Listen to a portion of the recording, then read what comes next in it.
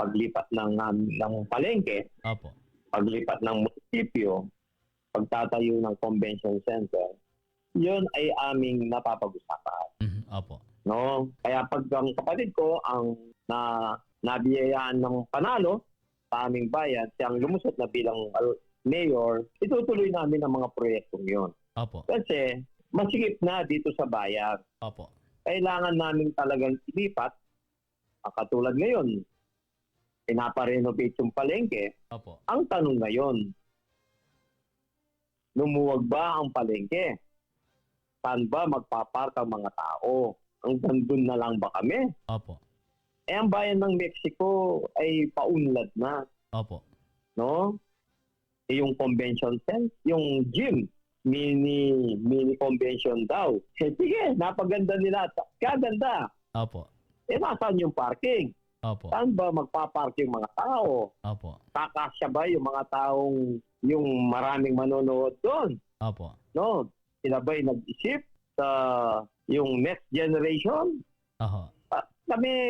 Ako, ang kapatid ko, si architect, tinitignan namin yung next generation, Opo. hindi yung present lang. Opo. Kahit ngayon, kulang na kulang ng walang parking.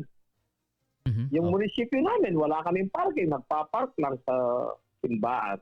Opo. Kaya kailangan talaga ilipat yung mga nasabing proyekto. Kailangan talaga may master plan, ano po? Yes, gumawa kami ng master plan Opo. sa bagong lilipatan namin seat of government. Opo. Mayor, darating po ang panahon na kayo ay hindi na mayor, magiging private Teddy na lang. Private Teddy. Ano pong gagawin ng isang private Teddy?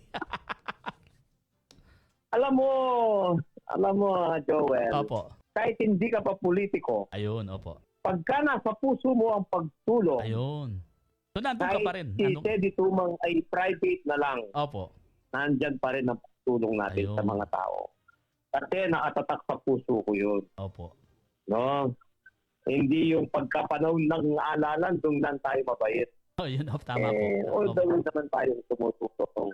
Opo. No? Opo. Kaya kahit ako'y private citizen na lang. Opo. Katulad ngayon, Opo. private citizen ako. Ginawa nila akong private citizen. Opo, opo. Tuloy-tuloy pa rin ang aking pagtulong. Opo. So, nandun pa rin, ano? Nasa puso yan. Oo, nandun pa rin kasi inaanap ng aking puso Opo. na araw-araw Opo. kung paano ako tumulong. Ayun. Alam mo, Joel, Opo. pagka wala nang lumalapit sa akin na nagpapatulong, ako'y baka ma-depress ako, Ganun. malulungkot ako. Yung way of life No? yun na yung pagtulong, ano ho? Oo, nasa dugo ko na yun. Nasa dugo na. No. Opo, opo. Oo. Alam mo, pang tunay na mabait, tunay na tumutulong, hindi mawawala yon. Opo. No? Kung nagbabait-baitan ka lang, talaga pagkapanahon lang ng alala, doon ka lang Doon ka mabait. lang.